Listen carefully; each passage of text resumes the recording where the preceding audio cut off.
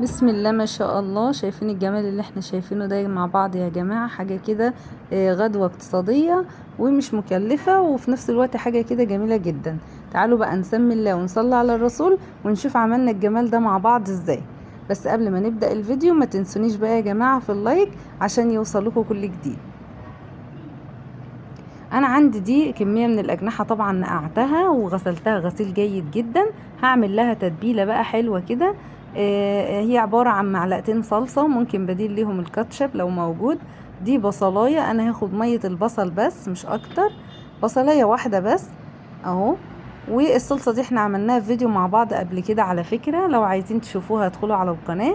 حطيت بقى شوية توابل كده عبارة عن ملح وفلفل وشوية بهارات فراخ وشوية بابريكا، ومعلقة زيت بقى كبيرة ومعلقة خل كبيرة. عندي دي انا خدت معلقة دبس رمان عشان انا بحب الاكل حلو وحادق.